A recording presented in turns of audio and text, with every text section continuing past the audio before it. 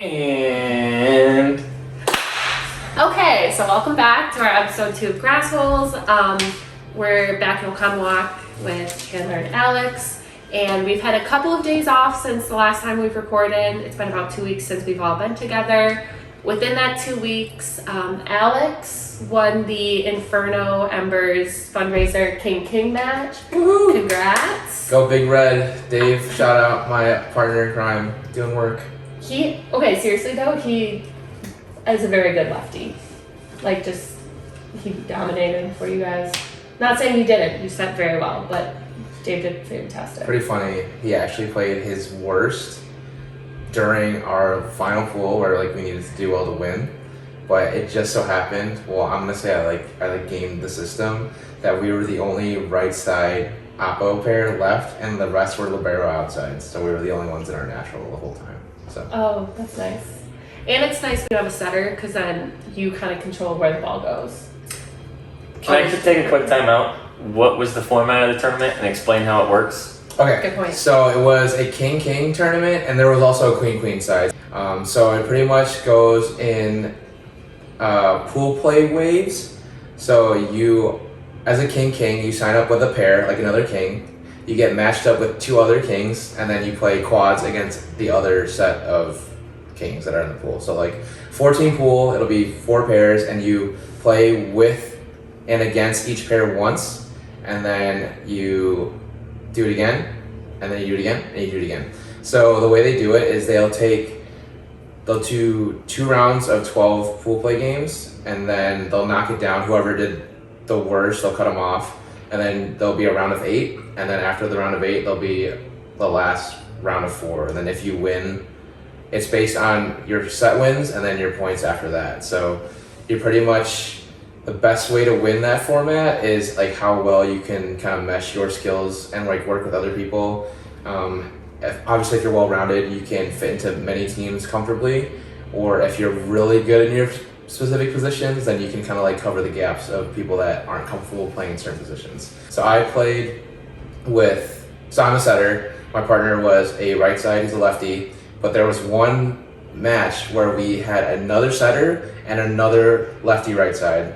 So Dave hit outside, our other lefty was middle back, and then my other setter was blocked, and then I transitioned set. So it's definitely just a very fun communal, getting to know new players and kind of seeing how you can work together, which is a good format for me because I love kind of experimenting with what works, what doesn't, and I like to watch the different pairs and kind of see how to succeed with that. But that is what I did over the weekend. Yeah. Well, thank you for supporting the VLA team. I played in it as well for a game and a half, and then I took a tumble. And now I'm just healing an ankle that's a little fat and a little weird color. So that's fine. But Chandler really was the one that went out and actually played in the grass all the way down in South Carolina. So how'd that roll for you? Yeah, South Carolina's fun. It's nice to be out in the sun. Nice to see a little sunburn at the start of summer. And just really good competition that the AVP Grass Tour puts together. So very fun to compete on that stage. And how'd you guys end up doing overall? Yeah, so I played with Tyler Wills and Kyle Ratty, AVP rules, tiny court. We went in as the 10 seed out of 20 or 16 teams. And then we finished second overall. So we lost in the finals in the 3rd set, a very close match to our friend Tomas, and then his buddies Skylar and Nolan. So all good friends in the final, very much fun, super high level play, and we pushed him to the brink. Alex, did you watch this game on YouTube or no? I did.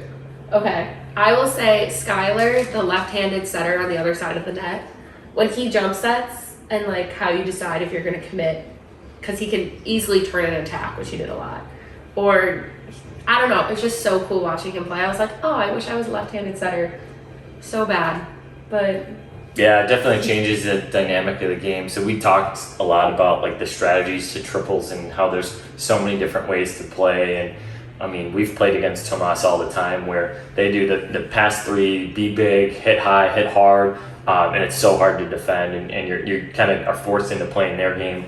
And now you go face Tomas with Skylar and Nolan, and Skylar wants to be aggressive, he wants to come on two, it just opens up the offense when it's working. And kind of again, they like force you to play their game with how good of ball control they have and just how talented they are. So very unique dynamic and fun to play against. It looked super fun. So I watched it on the AVP YouTube channel, and I thought it was really cool. Like they had an announcer, like they announced you guys like before the game and whatnot. But can you explain why they call you Two Chains? Yeah. So nickname or the announcer Dave Shaw, great guy, hilarious on the mic, keeps it entertaining, keeps it light all day long, and he does the whole weekend. But he calls me Two Chains from the two chains that I rock, and it actually comes from a nickname that I had when I was a valet in college, where everyone had their abbreviated name on the staffing chart, and you could log your hours. And one of the older valets who kind of gave out the nicknames had Two Chans, like Chan. I don't know if he watched whatever cartoon, but Chandler made him think of Chan, and then there was Two Chans. So my nickname was always Two Chans, which then just by blurring words became Two Chains, and I was wearing two chains. So it was kind of a long way of getting to the nickname of Two Chains. I don't want this to be like rude or offensive, but you don't really give off like Two Chains energy. So I need bigger chains. I was very confused like watching that, and they were like, Two Chains is going up to take a swing, and I was like, what? How? Like, huh? Yeah. So. Do you prefer your Two Chains tag or your King of the North tag? Ooh, both great announcers. So up in Pottstown is what Alex is referring to last year, and on the mic making Game of Thrones references of the King of the North. So that was kind of the tagline a lot in triples of Pottstown last year. Preference, probably Two Chains. It just has a little more history or more meaning. Okay, so now we will. I've also never seen Game of Thrones. What? No. Wow. Okay. Well, we'll talk later about that off the camera. But I actually watched your game, the championship game on YouTube, like I have said 10 times now. But I was really impressed with your blocking, because I think you do a really good job of like, instead of blocking skinny, like you take up so much space, and I think that's something that watching that I picked up on and I learned, and I'm gonna try to implement that more as I play on the right side as the blocker. I also think that men's triples at a high level does a really good job of, you guys like shift around from position to position so well within like the play. And like, I feel like that's a high level of like communication, and just like watching it always just kind of seems like, oh, you guys know like Tyler's playing like front left this time and I'm in the back, or like Kyle's going to take this block and we all shift. So like, do you think that's because you guys have played so much together, or do you think that's because you just play at like a high level and that's just how it is?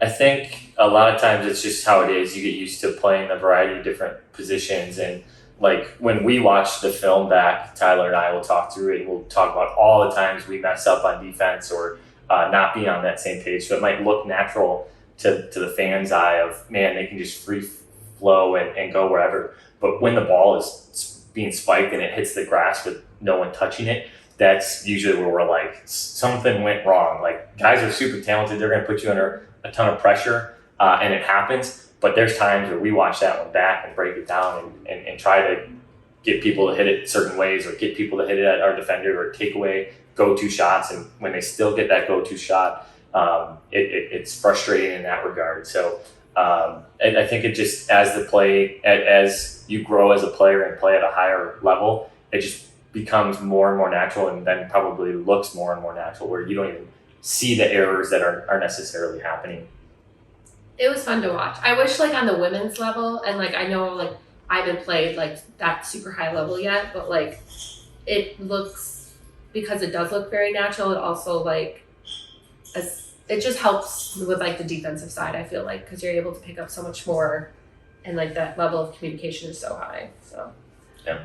So you had some interesting weather down there, right? So that ball, the big blow up ball getting tossed around.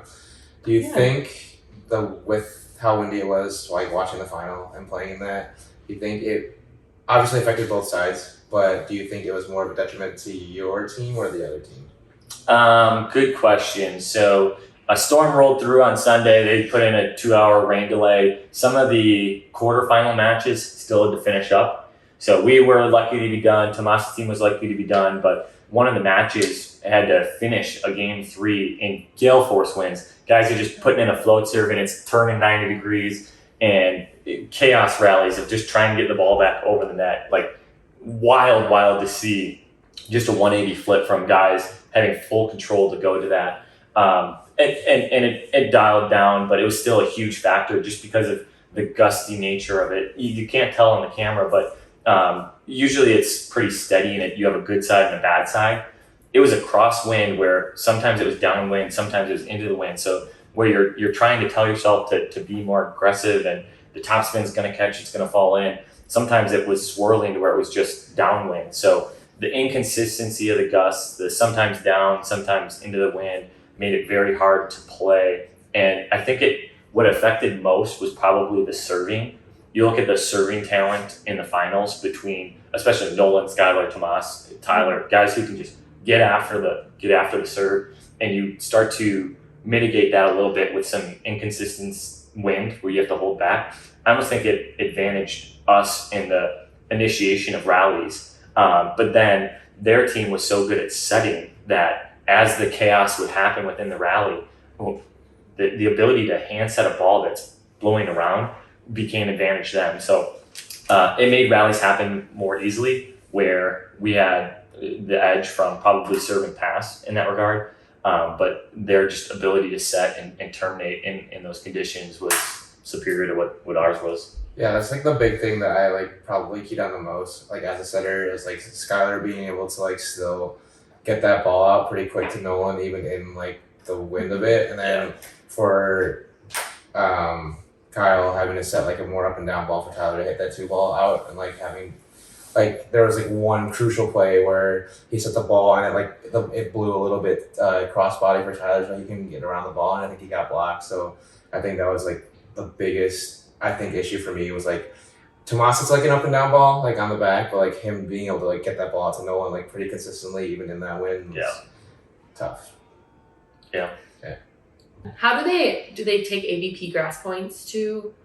Yeah, it's all AVP points. So East Coast guys get to play events all year long, and then they score the top 4 from the last calendar year. So I think they scored Tyler and I's from Clash last year, Pottstown last year, and that might have been it. So our seed was off like 2 or 3 events, where everyone else gets their top 4 of 10 plus events. So it's hard for us to compete from a seeding perspective, and you put yourself in the shoes of Midwesterners travel down. You go, well, why haven't, there's all these players in Midwest, why haven't they attached to the AVP Grass Tour, these AVP events? And then you put yourself in the shoes of the other Wisconsin team that went, Matt, Evan, and then Matt Pelch, who went to school down there, go in as like a 4 seed in a pool of death, even though they're probably a top 7 team there, and go 1-2 barbecue just because of 2 really hard draws, and there's no chance for them to generate those large amounts of points unless they go to 4 or 5 events outside the Midwest, traveling buying flights each and every year. So it's hard to get into it, and you're just banking on having a decent draw or the luck of the draw, really. We talked about kind of the East Coasters. I think that's Nolan and Skylar both on the East Coast, right? Yeah, I think they've both been down in Florida. Skylar's down there in outside of Orlando area. We talked about how like they had been playing more frequently. Do you think this was kind of like your de-rusting tournament, right? Like you haven't played for like a while throughout the winter. Do you feel like that like was kind of an issue, or like any part of your game that you felt like was kind of not as polished as you would like? I think it wasn't necessarily the touch that was rusty. It's more of the hoity-toities, the weird points, and being able to bring such control to the chaos of when things break down, or when the scramble rallies happen. you just see that they handled it way better than we did in the finals, and they got such versatile players, and it makes sense. But throughout the whole day, like what happens earlier in the tournament, that all adds up. And there's so many times where we mishandled and didn't score free balls, and it's like, is that rust? Is it a lack of talent? It's just the familiarity that you play with your teammates and the consistency that you bring. So yeah, maybe off on a couple points here and there, but it's not like, well, we couldn't do it because we were so rusty. It's we still had ample amount of chances to take home the gold there. Fresh Coast Championship Cup. That'll be the run back for you guys. Yeah, I think on both sides too. I think Skylar and Nolan are coming up. Yeah. And then we're going with Kyle. So you mentioned if wind was an advantage for us or for them. Fresh Coast Champions Cup is going to be on a big court, is my understanding.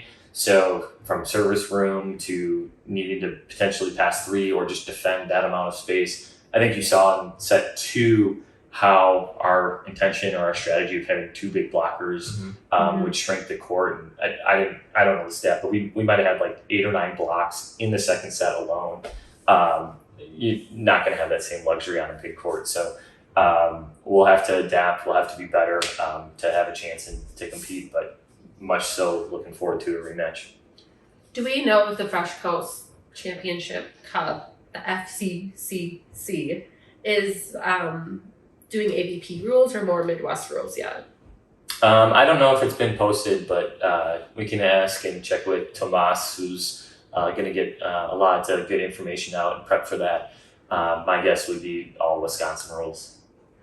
Hometown tournament, hometown rules. So we're more Midwesterners that tournament on your team, so I think maybe we'll have advantage because you're not in South Carolina on the East Coast. Prediction. I just really hope that it is because I hand pass the serve all the time. I can't help it. I'm the middle. Yeah. No shame. It But works. kind of switching from that, like the clash. Did you use the new AVP, or I guess did you use the new Wilson Ball? And you have some hot takes about it or some opinions about it. Yeah, we can get into the new grass ball. So right before the tournament, they announced that the AVP has come out with an official grass volleyball, the GRX. So how we've been using the optics ball that the sand tournaments use. Grass is going to get its own ball. They have all sorts of marketing how it's going to play better in the grass. And they actually had some new versions of them down there. So I think it was different than the prototype handed out at Bull Ride and some of the tournaments last year. We didn't end up using it. They're still not for sale. They only had a couple on hand. So we still use the yellow optics ball. But it seems like AVP has full intentions of shifting over to that coral colored ball at future events and rolling that out as the official ball of grass volleyball. Thoughts, Alex? So Chandler and I and Kimmy and I peppered with that prototype GRX last summer at Boat Ride. Was not a fan. Super heavy. Paneling felt super stiff. Hearing Chandler come back and tell me like the sizing is different and it's going to be a little bit different than what it was, I am more open to the fact of trying a new ball. But my thought was that they just were like, here's the prototype and then we're going to re-release it next summer. And if it didn't change, hard pass for me. But if there are changes, I feel like it'll be a very slow process of moving that ball over because based on people's experiences from last summer, not great. So that like a lot of people are anti new ball. Pink ball is bad ball. We have people complaining about like how it's just like a change of color and like why like it's just like a money grab. I think the intention was that it was easier to ball track with the color plus the paneling. That's how we switched from like the AVP2, which is yellow and white. The optics became yellow and black, so you can see the ball better and track it better like that. I think there was also intention about when the balls get waterlogged. The yellow one is very slippery unless you are a really good setter like Ian Zalewski, little catching. Never double this. Yeah, just an absolute legend. But I think the intention was that those pink ones would get waterlogged. They'd be more water resistant. Yeah, and so in Wisconsin last summer or the summer before, there's been times where there's rainfall and people actually shift from an optics ball to the old KOB. Yeah. They bring out and they just stay drier. They're easier to play. Even when they get waterlogged, they're much easier to play with, just from slipperiness, from texture, from how they play. The coral ball, the new ball, is advertised and has this waterproof material. So when you play with it, it's the one concern I had feeling it down there in South Carolina. It's like, it feels plasticky in nature. The panels are right. They're going to manipulate well in the wind, just like the KOB used to. But that plasticky texture and aims of being waterproof, giving me the EBGBs a little bit if it's going to be able to be set, if it's going to play good in water. So still some questions before That was also gives my stamp of Yeah, that was also my concern because like when we were prepping it last year, it was dry, and I was feeling it. I was like, if and when this does hit the point of being waterlogged, it will be like a bowling ball. Like Yeah. it will not, I remember last year it was like big, and you almost had to reshape your hands of how you're used to setting. I haven't seen any specs. I was researching, like nothing's posted on this ball yet, but from a PSI perspective, it's going to have the same 3.2 PSI. So like the amount of pop it's going to have, the amount of forgiveness, it should play pretty consistent to the optics ball. But the size, I'm not sure. I think it's pretty comparable to the optics. The weight, it might be a little bit lighter, but I couldn't tell apples to apples. So it'll be interesting if and when it gets rolled out. I think just in general, the Midwest volleyball community is kind of anti-pink ball, and I think it'll take some time. Like when if it's supposed to be released this summer? I think so. Okay, so if it's released this summer, I'm not confident it'll be like a full switch over in the Midwest until like 2 years. Yeah.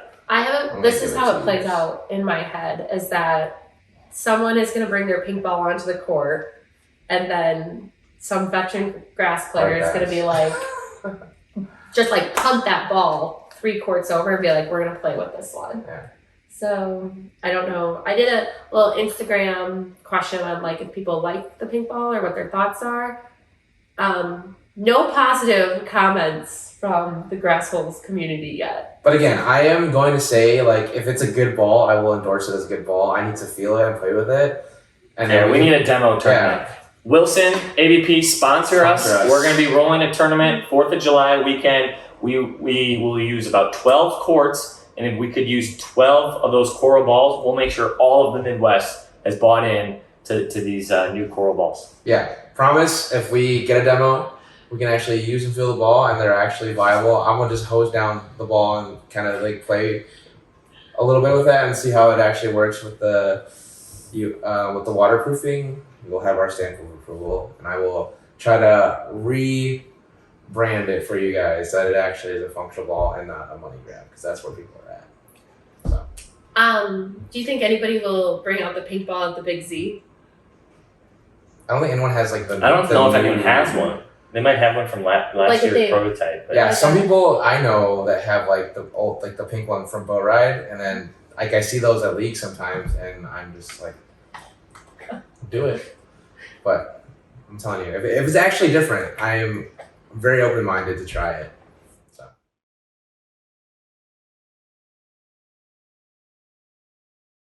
All right, so now we're gonna kind of jump into our Big Z preview and our things to look for. So how this is kind of gonna work is we, using our Facebooks, and if we know the tournament director, we obviously know Ian, who runs Big Z, so thank you for getting us a list, Ian. We've kind of just gone through teams, and we can just have our own thoughts about maybe who our top 4 are, or just like some really strong teams to look at, who might be some dark horse teams. But I think that we can just go ahead and start with the men's, and Alex or Chandler, whoever wants to start first, go ahead. My top 4 / teams to look out for initially, I would say 2 big boys and Smo. Max Martin used to play on the AVP tour, probably still doing stuff with the AVP. Boat Ride semifinalist last year, I believe. He's with Colin Hackworth, very large fellow, played overseas. He hangs out with the Icemen, right? He wipes in them. And then Smo, number 2, in no particular order, Amdal, Bill, and Jake, mainstays of the open grass scene, do pretty solid every year. Bow ride quarterfinalists, semifinal, one of those two, but they played against the Oos boys. Very fun match. Number 3, we're gonna go with the indoor kids. Coming off his first year as a professional, Matt Zalewski is teaming up with former assistant coach Will Kraft and Jack McGuire. So I feel like it'll be interesting to watch them. Check the weather today. I think it's supposed to be just fine on Saturday. So bombing jump serves and actually being able to bring like that tempo from the indoor to the grass, I think that'll be a big thing for them.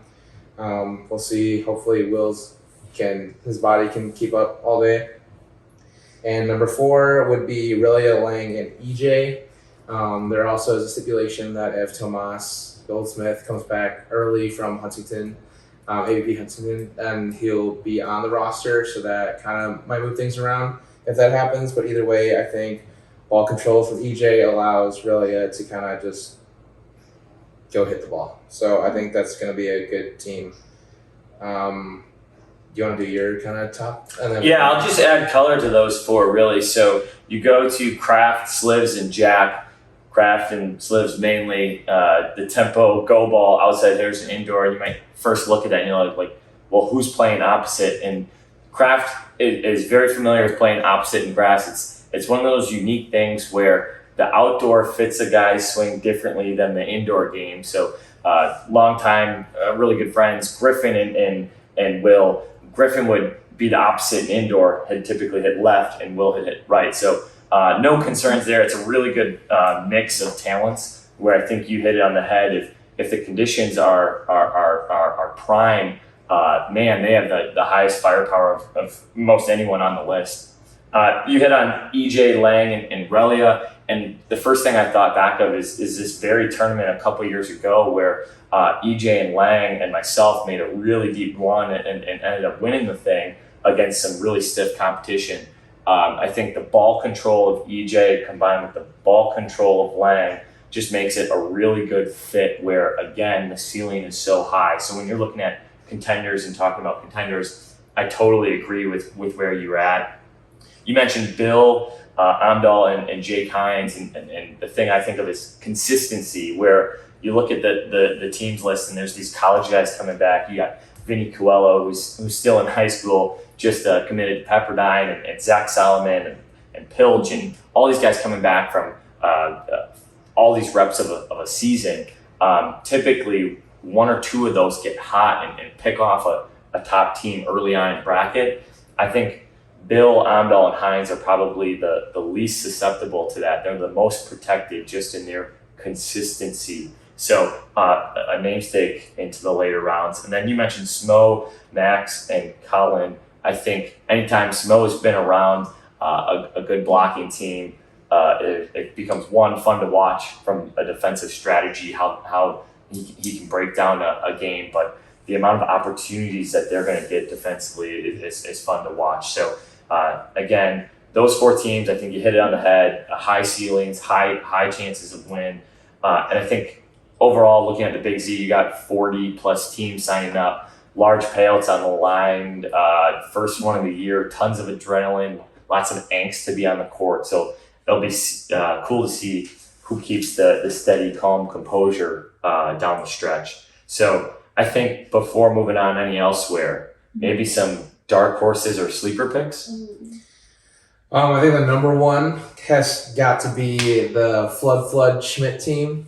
I think Brandon Schmidt's one of the most balanced volleyball players I know, can play in multiple positions. And Chris Flood made waves this winter, had some support from David Waltz and Stephen Mulvey on that front.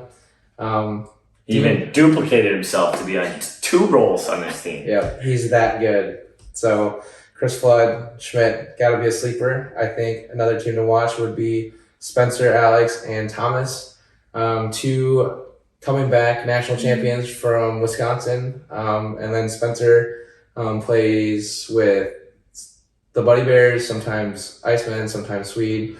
So it'll be interesting to see them go around. And then entertainment value, if you have time, go check out the Solomon's Court. Anytime Evan Solomon's on the court, you're in for a great time.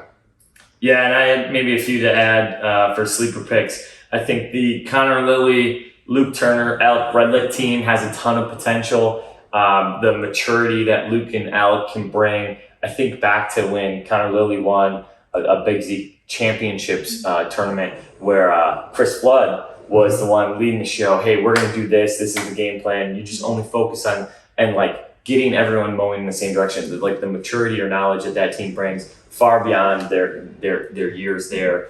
And then the other one that comes to mind is Ian McKenna, Austin Neese, and Kevin Braceros. I can think back to a particular turf tournament this winter in the Milwaukee area where Austin Neese got the hot hand, and just anything that went towards him was terminated. So I think a chemistry fit, a chance to pop off fit, and an entertainment fit. They're going to play with some tempo, with some fire from the service line, and it gives them a chance to really beat some of the top teams. So that's why I wanted to highlight those two as a sleeper as well.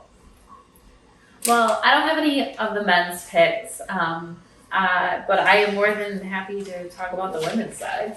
So yeah, let's shift over to women's. So obviously this is going to be a stacked tournament. I am super excited that so many like athletes are coming out from like Indiana, Ohio, like Wisconsin, obviously, Illinois, Iowa. I can't forget Iowa. So I think it's just like going to be a great Big Z and just bringing in a lot of talent on the women's side.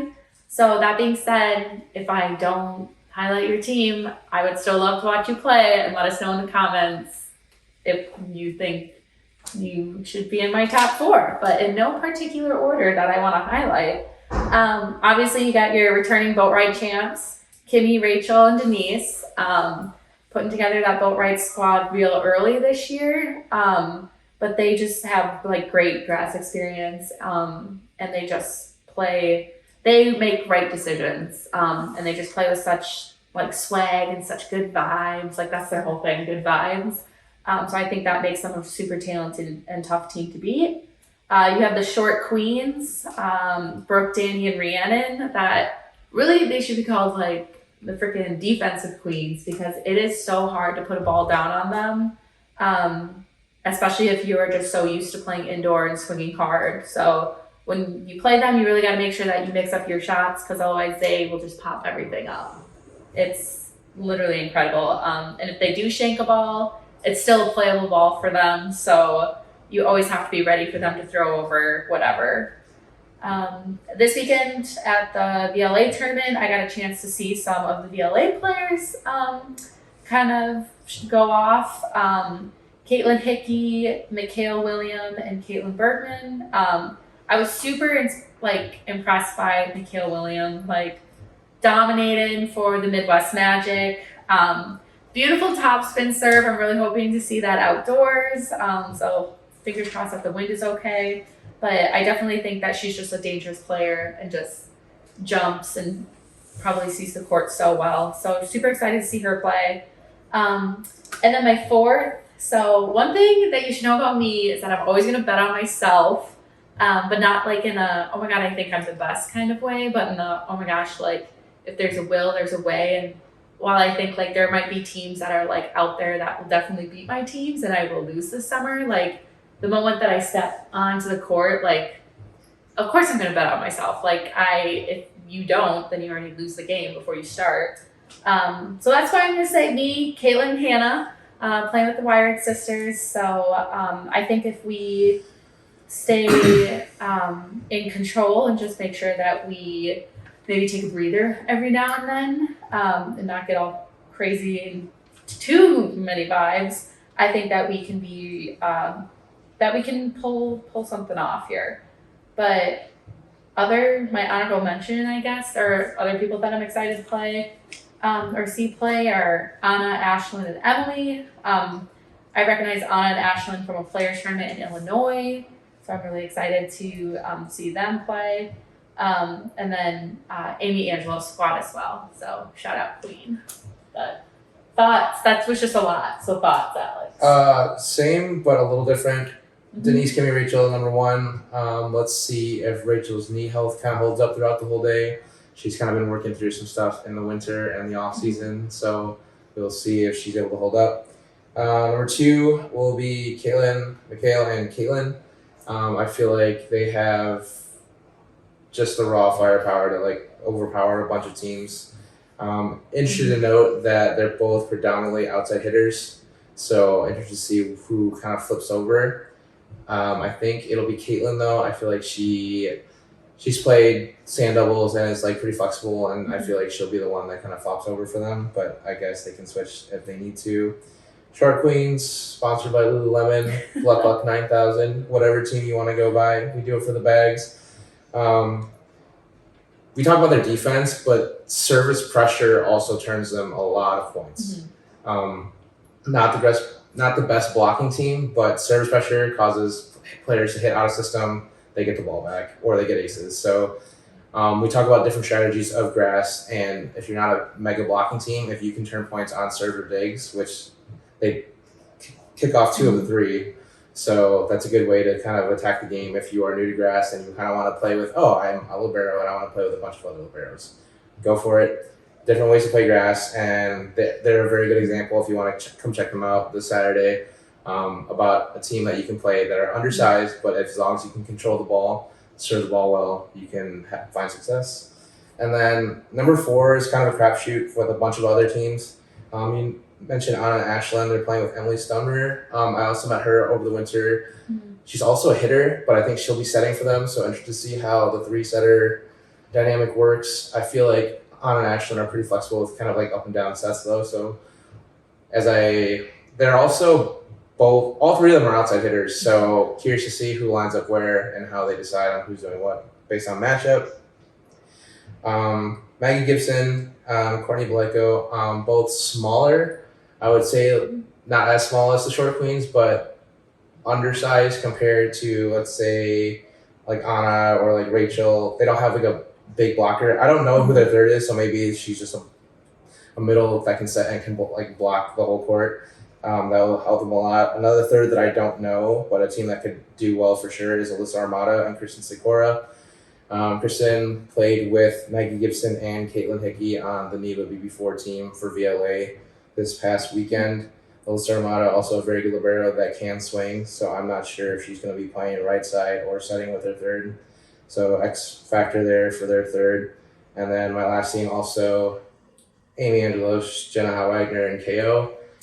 I think a very steady team. I feel like as long as Amy does well in serve receive, they're going to go pretty far because Jenna's good defensively, KO is good coming off the net, playing defense, good service pressure, smart players. So I think that'll wrap up and of course you guys. But I'm gonna challenge you to push yourselves to beat all the teams I listed. So let's see how you. Challenge accepted. Do you have a dark horse team? Nope. Okay. I think on any of the teams I listed's best day can beat another team. That's one thing that I love about volleyball, though. I was thinking about this today, is that, like, literally you can put, like, any team can beat any team on any given day. Because volleyball is just such a variable sport. Sometimes, like, there are things, yes, you can control, but, like, sometimes it's just a sport that surprises us all. Ultimately, volleyball is always serve and pass. Whoever handles that and can also kind of, like, learn and game the other team faster. I feel like a lot of these teams you can kind of look at and kind of tell like what their game plan is. Whoever can counter-strat the best to play against each team is going to find the most success. Good point. Finally, moving on to men's A. Any thoughts on that, Alex? I think the brother duos are going to do well. I think the Potts brothers and the Tornado brothers are both going to do well. And then Jason Bowles, of former Stritch alumni, and he does a lot of coaching now and is helping to spread the game through the youth program a lot now. He's coming off a win from a turf tournament a couple weeks back, so I feel like he's gonna kind of be feeling good about that. So those would be my 3 teams in A to look out for. A couple of Illinois teams that are like mainstays that do pretty well in that tournament in A, so also teams to look out for. But those are my top 3. Awesome. Wow. I'm just like really excited for Saturday. I'll get my Starbucks coffee. Beloit is only 45 minutes from Madison, so it's not like you're traveling super far. And then Total Tap is like a great bar, so and a great venue. So I'm excited. Do you have any thoughts? We'll see you there. Our first guest on the Grassholes podcast, Ian Zalewski. Yay! Having me on the cast. Amazing. Hell yeah. Welcome to the couch. Love it. What's your bench press at these days? I think like 275. Is that more or less than It's Tommy's? like way. Tommy's significantly stronger than me. Is that why Tommy can front squat my max back squat. Tommy is Yikes. very strong. Is that why you lost this joust? Why would you show me that? It was so high, dude. I remember this play. I am jumping higher than in this though, so I don't know. Can you explain the play? It's kind of windy. This was at a Big Z.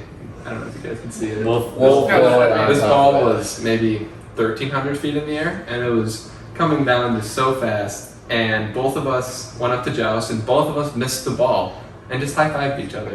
And the ball just happened to land on my side, if you believe this picture. But that was tough. Photoshop? Or? So Photoshop. Ian's never lost a joust, We didn't touch it, so it didn't count as a joust. No one touched it. but he lost that play. That was tough. Is it because of bench press? I would say mostly bench press on that one for sure. But I will say the Ian Cap joust that I won but lost. Remember that one? I thought it was Nathan Miller.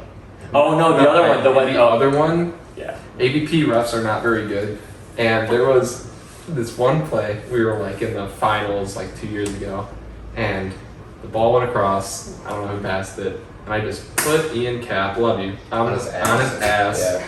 and this down ref just goes boop, and I got on my knees begging him, why would you do that? It's just a horrible call. I was never near the net. We watched it. I had like 17 people literally. Lang was one of them, like the first one. He like replayed it in slow motion. He was like, the net just never moved. A crucial point. It's a pivotal point. So that's tough. But I digress. I'm still salty about that play, like 2 years later. So Yeah. that's the only joust you've ever lost. He still didn't lose it. I still don't lose it, but So if there's no refs there, does Ian just be like, yeah, you shit on me or what? yeah. Okay. Yeah. I wasn't sure if he was like, you were in the net or. Oh no, they all he knew just they walked wasn't. away. And Yeah. he's like, oh cool, net goal, woo. Classic walk away. We got the Unbelievable. points. It's so sad. But Yeah. It's kind of become a known thing about like where you stand on like what setter's responsibility should be or like contribute to the team dynamic. Do you want to break down? for grass specifically. Sure. Oh, like my brain. Yes. Oh yeah. Okay. So I put out an Instagram poll like I don't know 2 months ago, and my 4 characteristics that you need to be a good setter are location, decision making, vibes, and being hot. And I put it up on my poll, and I think I got like 800 total votes. Like way too many. Mostly weren't volleyball players, but vibes was number 1, being hot was number 2, and then I don't even remember what the other 2 were. I think it was location and decision making. This is why I would be a good setter because I have no location and I have no decision making. Least So that's important two, things. those are 2 of 4 things, though. Yeah, that's true. You still need all of them, but hot take. It's less important in. I mean, it's kind of different in grass and indoor, but for grass, location or vibes, I guess vibes or location are number 1. Probably location, and then vibes. There's no decision making in grass. There's 2 people. You just set the good one, or you don't, or set the no block. I don't know. And then what was even the last one? Being hot. Being Being hot. might be number 1 actually. So like Very sub A, and then the other ones. Yeah. The list is still. The list is still like divided, but. All right, I got one for you. What's your win percentage as a hitter? Like tournament percentage or just Yeah. game? He rocks that Like- league. Like 18%. What's your win percentage as a setter? 60? 60-ish. I feel like I win more than I don't. Must be nice. What does that fit? What do you mean? I don't know, I like 10 tournaments, usually win like 6 of them, except for that one summer. I guess I can retire. Are you one of those setters that you want to be a hitter? I mean, in grass, hitting's just so fun. Like, yeah. I completely agree. But in indoor setting, it's like playing not setter in indoor is so boring. Like you Agreed. touch the ball maybe once every third play. Like what? I play middle. I know exactly what You you're never talking touch the about. ball.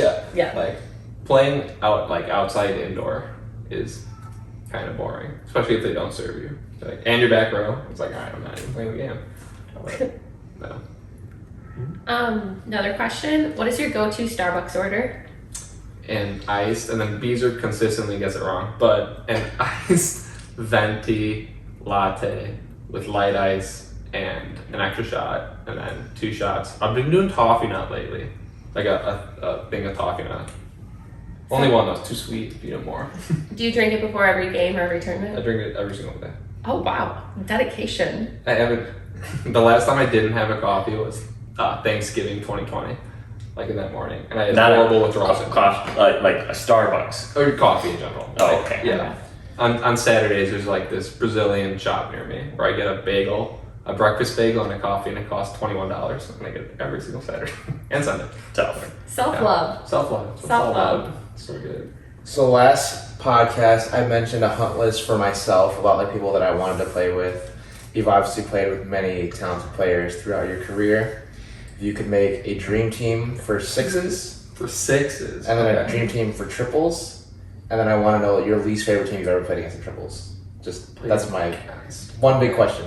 So Okay. Okay.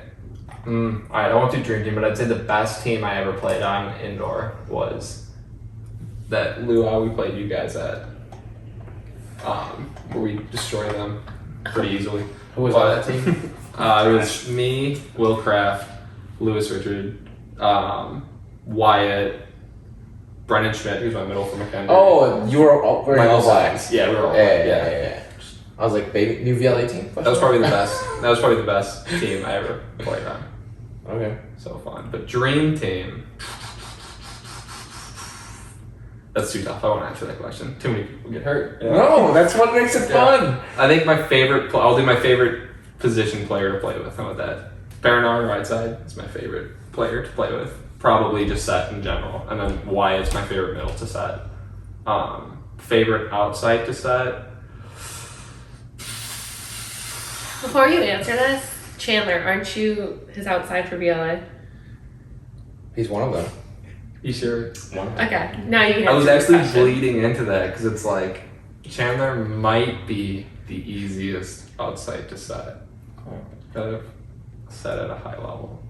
I love setting Kraft though, because he just always wants it faster. And it's like, dude, that was 4 inches above the net. He's like, it's perfect. I'm like, okay, it wasn't, but great swing. But probably Chandler's like my favorite person to set because you do that really awkward like in to out approach, which no one does. It's so technically wrong, but I don't know why it's people don't do it. It's so good though because You it's just have to be able to just wrist away. mash it back. But yeah, that's it. People. Your dream grass team. Honestly, probably Chandler and Tyler. Oh, I think it's the perfect like they like have good skills that like interlock with each other. Like Tyler like super defensive and Chandler's so aggressive on the block. I think it really works out well. And vibes, yeah. Least favorite team you've ever played against in grass. Least favorite. That could team. be due to their skill, attitude, both, whatever. What a crazy question. Call them out. I don't think I dislike playing anybody. I hate when people are cocky. I hate when bad people are cocky. I hate when good people are cocky, and I hate when bad people are cocky. And that shit's just so annoying. Like, we're playing in a weird field in, like, Iowa. Like, who cares? But I think any team that, like, thinks they're hot shit when they're playing, like, you just gotta take a step back and, like, look at it. Like, we're just playing outdoor for fun. But, yeah. Noted. Avoid Iowa. Yeah. Alright, maybe the last one here. What are you looking forward to the most this summer? Well, sweet. bro. It's gotta be this year eventually, but probably that, and then hopefully staying staying healthy or getting healthy. Those two things. Do you want to peek into your Wapaka team situation so the viewers know? Come on. Chandler, Tyler, and I are balling with Wapaka. So All right. semis the year before, semis last year. Add them together. It's gotta be finals. So you guys against the Oos boys? Or does anyone think they're getting out earlier than that? See if they come. I don't know, dude. They are. They got to be. They have to be. I feel like they'll eventually lose only because everybody Sheer plays. numbers. Like yeah, I mean at this point like when you play them that many, like they have to mess up eventually, you know. And they're also everybody's playing their like very best when they play them because they have a target on their back. So I think that happens, especially in the 1-30. Even though they cheat, Micah. Like you guys fucking cheat in the 1-30. What the fuck? But sorry, that's ridiculous. That's probably upsets happen in the 1-30. Yeah. So I mean, like the better team will typically win a full match. So that's where you have the 1-30 is like pretty chaotic. So It's so stressful. it's so stressful because then you're like, you know, you get aced one time and you're chasing the entire match. You know, well then you go out, then you're like serving out of your comfort zone and try to get it back, and then it's just bad. Yeah. So, and I feel like there's a little bit of tension between the games of 1-30. Did you Oh, play no, the honor system of 1-30 or? No, I did play them with Wexter and Trevor. I played them when it was Gage, Joe, and Dalton. Played them that year when it was like super muddy and rainy. Yeah. And we were playing on a net that was probably 6'10". Like the height of the net was 6'10", so there was 86 aces in that match. But Tough. no, there's not. Ian had to step back with the Oh, it bumpers. was horrible. I was getting ace. My I gotta go back up. Like, okay. You guys got this. Yeah. Top 4 teams, you think? Top 4? All right. Well, first question: who are Smo and Bob playing with? Who is the yellow highlighter? No idea yet. We'll find So out. they played with Dave Hancock the other weekend. Lost to Gary Dodovich and friends. Just Your boy. throwing it out there, exactly. Hot take, So, Gary. so Gary's playing with Chris Blavin, Evan Lindley. I don't know. Do you know Evan? It's got to be a setter. So we'll see. I don't know. Okay, it's top. I feel like Chris and Gary are gonna be good. I feel like that's That's a good duo. I feel like that's gonna be There's a lot of ball control. All right, so I have to pick Gary every week because that's just what it is. Gary, For sure. that'll be my top 4. Go Gary.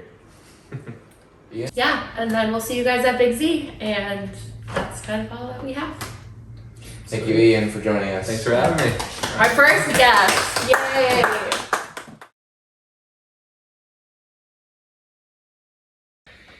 Okay, so if you like our Big Z picks, if you don't like our Big Z picks, let us know in the comments. Alex will fight with you in the comments. He is also Grassholes customer service.